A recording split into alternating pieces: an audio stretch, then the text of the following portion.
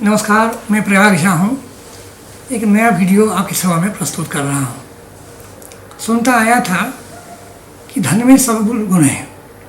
संस्कृत में ये है सर्वे गुणाः कांचनम आश्रयन्ति, अर्थात जहाँ धन है वहाँ सारे गुण अपने आप इकट्ठा हो जाते हैं। धन की संरक्षण में ही सारे गुण रहते हैं। ये अंतिम पंक्ति है भारवी के नीति शतक में, एक श्लोक है जिसकी अंतिम पंक्ति ये है।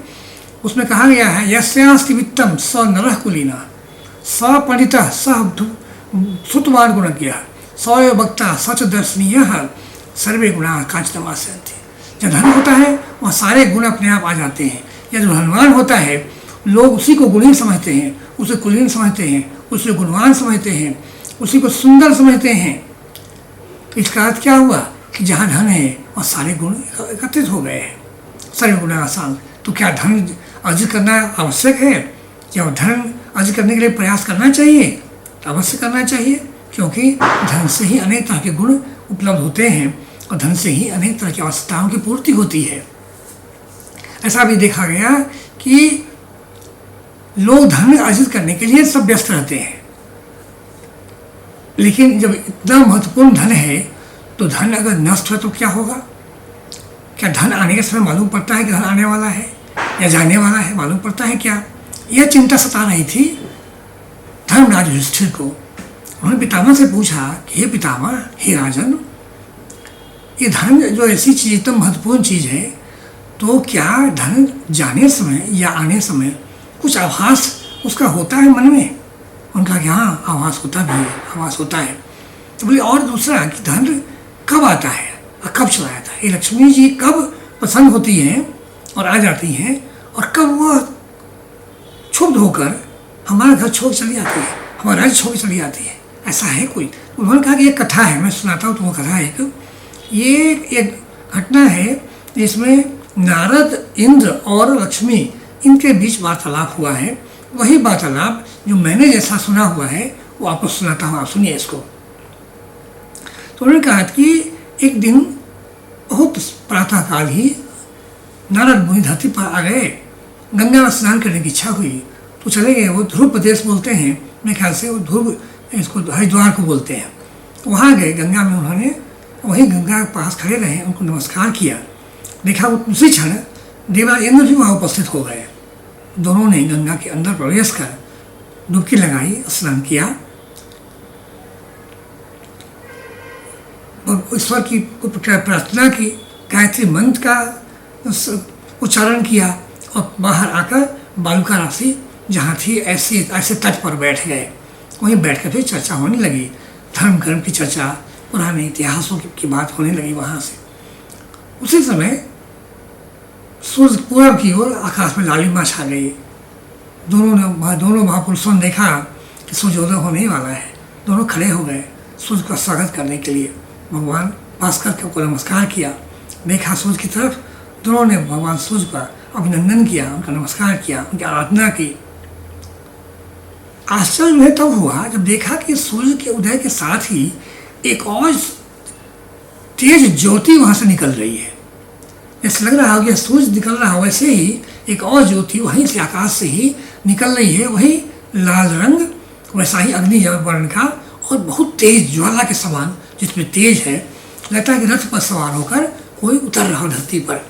उन्होंने देखते रहे, देखा धीरे धीरे कि उस रथ में एक तो स्त्री है, बहुत सुंदर, बहुत गौरवशालिनी दिखती है वो। ऐसे स्त्री धरती पर उतर रही है। दोनों खड़े हो गए, वहीं उनकी प्रतीक्षा करने लगे। तो देखा कि काफ़ी निकट आ गई। तब उनको देख आश्चर्य हुआ कि ये कौन है, कहाँ से आई है। इंद्र को रहा नहीं गया, उन्होंने प्रश्न पूछा, का त्वम केंच कार्जेन संप्राप्ता चारु हासिनी। हे सुंदरी, आप कौन हैं?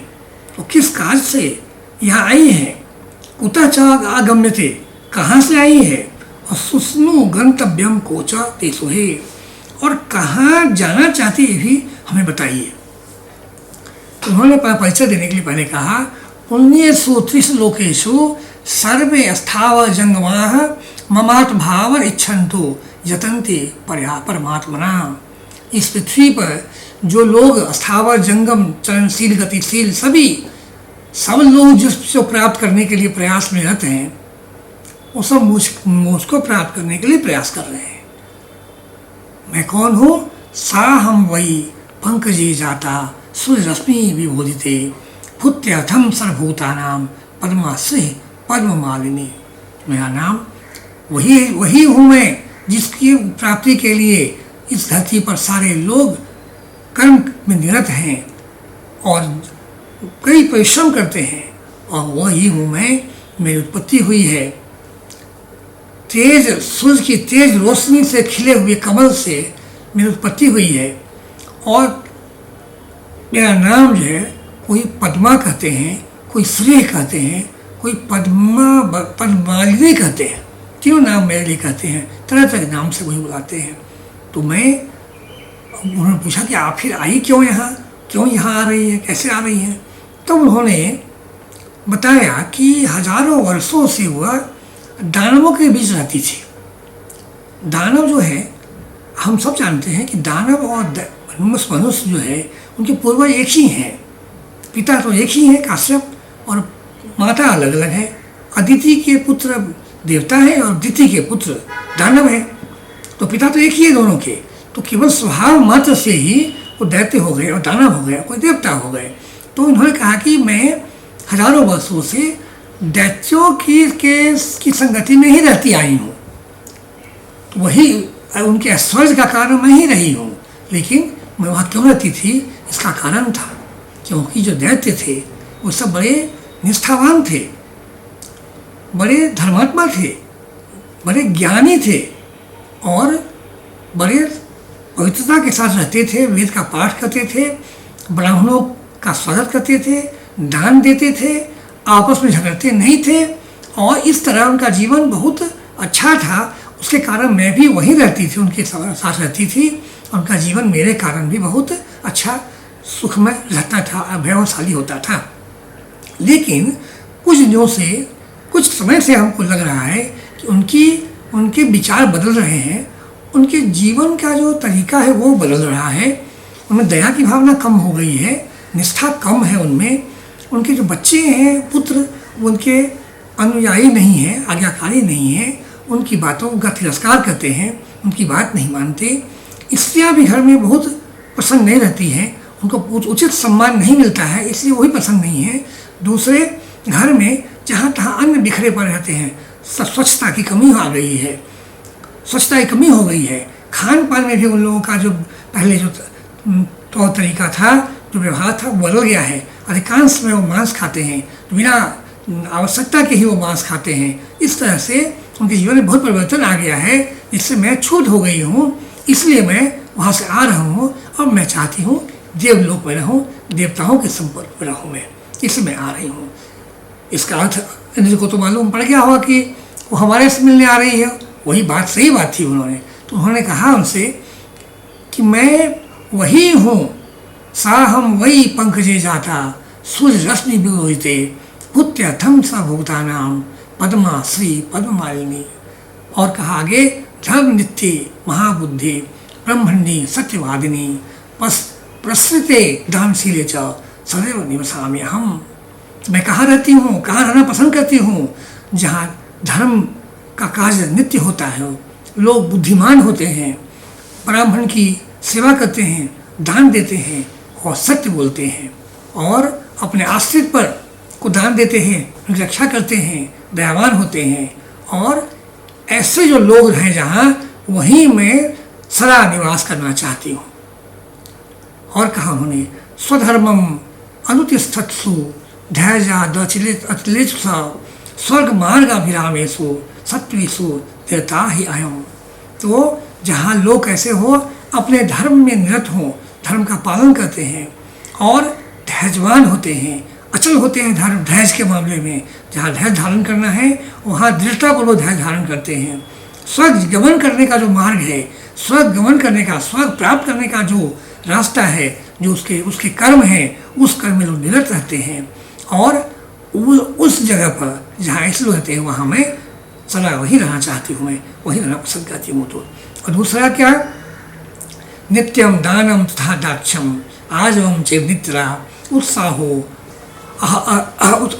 अथानहंकारो परमम सौहृदम क्षमा, ऐसा गुण जहाँ हो, जहाँ लोग नित्य दान करते हैं, क्षमावान होते हैं और धैर्यवान होते हैं और अहंकारी नहीं होते, ऐसे लोग जो सौहार्दवान होते हैं उनके पास मैं रहना चाहती हूँ। तो उन्होंने कहा कि जब मैं आती हूँ कहीं तो मेरे साथ साथ और भी सिद्धियाँ जो आ जाती हैं, वो कौन सी देवियाँ हैं जो मेरे साथ रहती हैं? आशा, श्रद्धा, धृति, शांति ही, विजिति, सन्नति, क्षमा, अष्टमी, वित्ते, साइतासाम, पुरोगा, पाक शास्त्र। तो मैं जो कहीं चलती हूँ, जाती हूँ, ये सब देवियाँ हैं, सात वो, और साथ में सन्नति, आठवीं, ये सारी देवियाँ मेरे साथ चलती है। तो इसलिए जहाँ मैं रहती हूँ वहाँ सुख, संपदा, ऐश्वर्य, प्रतिष्ठा, मान, मर्यादा सबका पालन होता है, सब होता है वहाँ। तो ये ऐसा कह के उन्होंने कहा कि मैं इस सब बातों के कारण आपके यहाँ रहना चाहती हूँ मैं। उन्होंने एक और भी कहा कि जहाँ घी को जूठे हाथों से छू दिया जाता है वहाँ मैं बहुत अपसन्न हो जाती हूँ।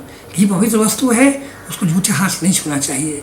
दूसरा, गाय का घी इतना पवित्र है कि प्रत्येक दिन सुबह प्रातः काल उठने के बाद घी का दर्शन हो तो बड़ा पुण्य का काम है, बहुत पवित्र चीज़ है वो, तो दर्शन होना चाहिए। प्रातः काल उठने पर ऐसी वस्तुएं आपके समक्ष हों जिनके दर्शन से ही सुखकारी हो, जैसे घी बताया एक उन्होंने, और भी चीज़ें जो सुखकारी है, और ऐसी चीज़ें होना चाहिए घर के अंदर। जब हम सो कर उठें उन चीज़ों को ही देखें हम। और अब उन्होंने बता दिया कि कहाँ वो नहीं रहना चाहती है, कहाँ रहना चाहती है, तो हम सबके लिए स्पष्ट हो गया है कि कहाँ रहेंगी और कहाँ से चली जाएंगी वो। तो जब इंद्र के पास लक्ष्मी जी आ गई तो नारद सहित वो दोनों तीनों ही चले गए स्वर्गलोक में, अमरावती में चले गए। अमरावती में पहुँचते ही, लक्ष्मी के पहुँचते ही वहाँ का वातावरण बिल्कुल बदल गया। वहाँ अग्नि के मित्र जो है वायु देवता, मंद मंद हवा चलने लगी, सुगंधित के साथ हवा चलने लगी। वहाँ चारों तरफ हरियाली दिखने लगा कि वहाँ वर्षा होगी, सब जगह सुखी सुख होगा, सब आनंद में रहेंगे सब लोग, ऐसा वातावरण बन गया उनका। इस तरह कथा उन्होंने पूरी की भीष्म पितामह जी ने, और कहा कि वत्स, हे राजन, तुमको मैंने सुना दिया, किस प्रसंग से बता दिया कि कहाँ लक्ष्मी रहेंगी, कहाँ आएंगी और कहाँ वो रहना पसंद नहीं करेंगी, कहाँ से वो चली जाएंगी। इन बातों को तुम का मनन करो, अपने विचार में लाओ, अपने व्यवहार में लाओ, तो लक्ष्मी कहाँ रहेंगी तो पता चल जाएगा, कहाँ नहीं रहेंगी ये पता चल जाएगा। मेरा आप सबसे निवेदन है कि संभव हो तो महाभारत का वो पढ़िए, शांति पर्व में ही है, वार्तालाप है ये। आज तो दिवाली का दिन है, लक्ष्मी का दिन है, लक्ष्मी पूजन का दिन है। सब लोग लक्ष्मी की प्रार्थना भी कीजिए अपने व्यवहार में, अपने परिवार में भी बच्चों को, पत्नी को, सबको बताइए कि लक्ष्मी को घर में रखना है। अगर आप चाहते हैं कि लक्ष्मी हमारे यहाँ आएँ, हमारे घर में ही रहें, तो उसके लिए वातावरण बनाना चाहिए। अगर आप चाहते हैं कि नहीं लक्ष्मी ना रहे तो भी चलता है, तो फिर आप सोच लीजिए कि निर्धनता, दरिद्रता आ ही जाएगी, लक्ष्मी तो चली ही जाएंगी, क्योंकि वो व्यवहार से ही, वो हमारे चरित्र से ही वो प्रसन्न होती है या दुखी होती है। तो जैसा समझे उस तरह से अपना व्यवहार करें, अनुकूल व्यवहार करें, ताकि लक्ष्मी आए भी और प्रसन्न भी रहे और हमारे साथ सदा रहे वो। आज के लिए इतना ही, धन्यवाद, नमस्कार।